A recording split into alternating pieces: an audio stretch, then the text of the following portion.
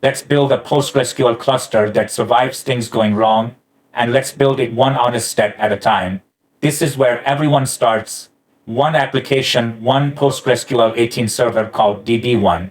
A write arrives, it is recorded in the write-ahead log, and the commit comes back. It works perfectly, and that is exactly the trap because the Postgres processes the kernel, the disk, and the address your clients dial all live inside a single failure domain. So let's break it. DB1 is gone. Sockets reset, transactions in flight are lost, and lip comes back with connection refused. And notice there is nothing to fall back to, no second address, no second copy. Right now your recovery time is however long a human takes to wake up and repair the machine, and your recovery point is whatever happens to be in your last backup. Fix number 1. Stop keeping a single copy. DB2 is cloned with PG base backup and then follows DB1 continuously. On the primary, a WAL sender pushes write-ahead log records over port 5432. On the standby, a WAL receiver writes them to disk and the startup process replays them, one record at a time. And because hot standby is on, DB2 will answer read-only queries while it is still catching up. Two details decide whether this actually protects you. First, a physical replication slot. It forces DB1 to hold on to WAL until DB2 confirms it, so a slow standby can never quietly fall off the end of the log. But an uncapped slot will fill the WAL directory, so bounded with max slot will keep size, and accept that the slot gets invalidated instead of your disk filling. Second, this is asynchronous, so PG-stat replication always shows a gap. Watch the flush lag because that number in bytes is your real recovery point objective. Now the interesting part, kill DB1 again. This time the data survived. It is sitting right there on DB2, so send it an insert. Cannot execute insert in a read-only transaction. A standby that is still in recovery refuses writes by design every single time. The copy is alive. The writable service is not. And nothing on this board has permission to change that. Someone has to make the call. The promote command ends recovery, DB2 finishes replaying what it has, and it becomes writable.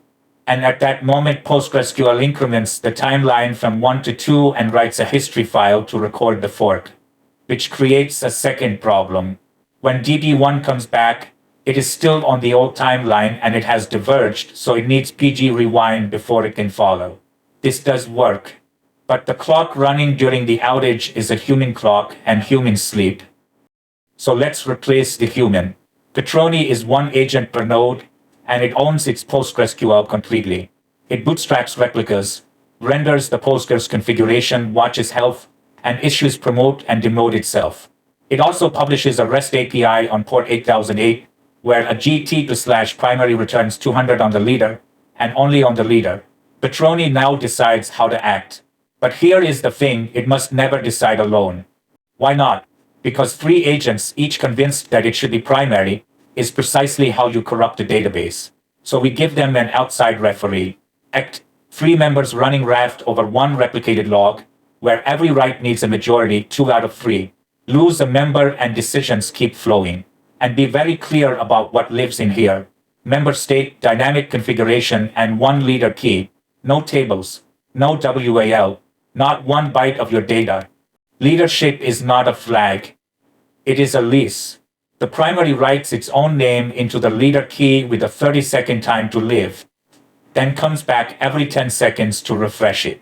Patroni insists that the least time to live is at least loop wait plus 2 times retry timeout, so 1 slow act round trip can never expire a perfectly healthy leader. 1 key, 1 holder enforced by compare and swap. And that lease does double duty because it is also a fence.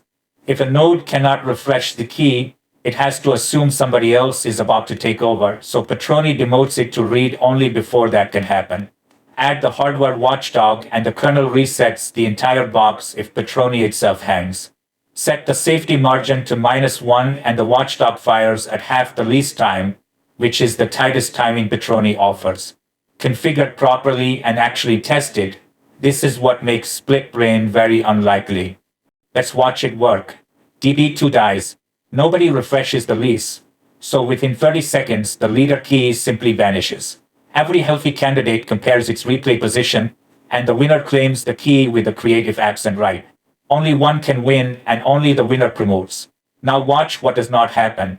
Nobody's open connection is moved.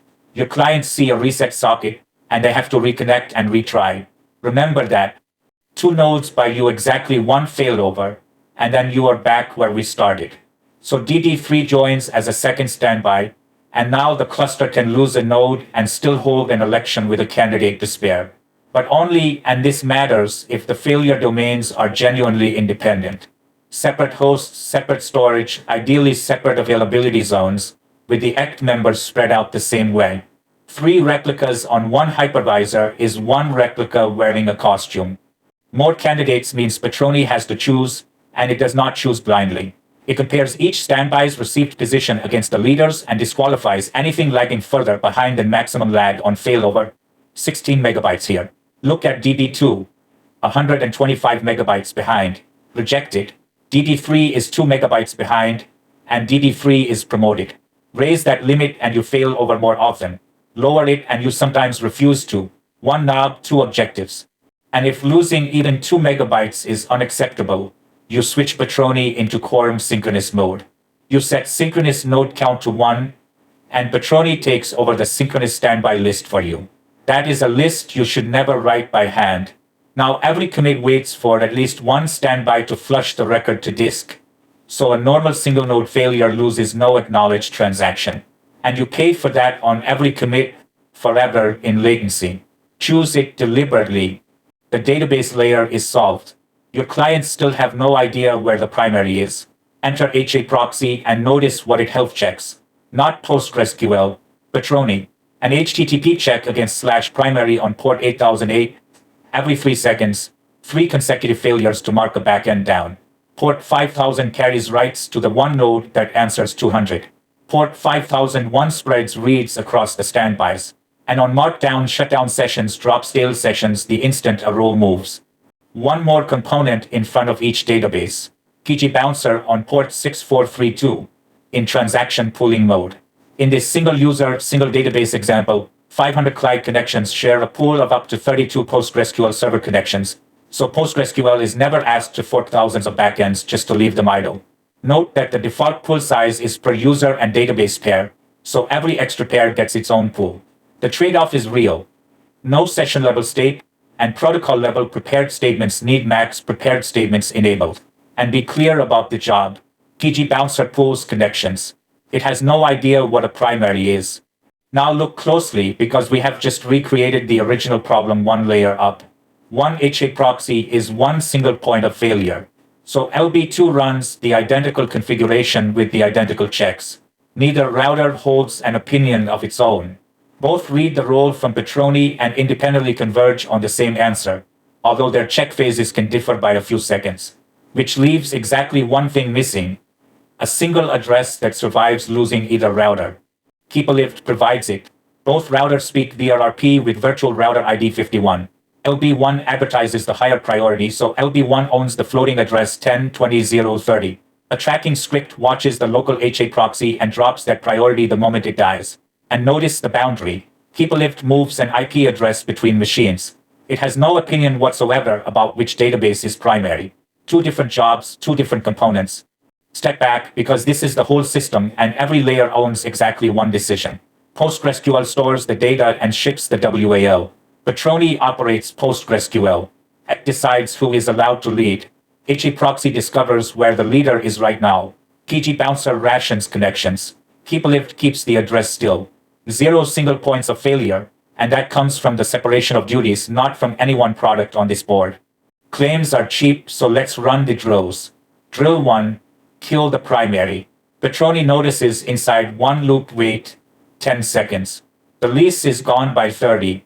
Promotion itself takes about 2. HAProxy marks the new backend up after 2 good checks. Add that up, and on this configuration you should expect roughly 20 to 40 seconds. An estimate derived from the timers, not a measurement. Run the drill yourself and record your own number. And every transaction that was open has been rolled back, which is exactly why your application's retry logic is part of this architecture and not an afterthought. Drill 2. Kill the active router. LB2 stops hearing advertisements, claims the address after roughly 3 intervals, and fires a gratuitous ARP so the switches relearn where it now lives. Your clients keep dialing the same address. Nothing about it changed. But the sessions that were pinned through LB1 still have to reconnect because no TCP connection survives its own endpoint disappearing. Drill 3 is the one people get wrong, so let's attack consensus itself. Lose one ACT member. 2 of 3 is still a majority and nothing at all happens. Lose a second, and there is no majority left. Now the primary cannot refresh its lease, so it demotes itself to read-only. And no standby can be promoted, because no majority exists to grant a lease to anyone. The cluster has chosen to be unavailable rather than split-brained. That is the correct answer. Bring the members back, Quorum returns, and Patroni reestablishes DB1 as leader with DB2 and DB3 streaming behind it. 6 components, 6 responsibilities, 1 stable address. And one last thing, because it is the mistake I see most often. None of this is a backup. High availability protects you from a node dying. It will not save you from a bad deployment, a corrupted page, or a dropped table. Those need real backups and point-in-time recovery. Build both. That is the complete framework from a single server to a cluster that survives node loss, router loss, and the loss of consensus itself. If this was useful, subscribe and hit the bell because next we take the same design across regions. Multi-region PostgreSQL high availability, where wide area latency, quorum placement, and controlled regional failover change every trade-off you just learned. See you in the next one.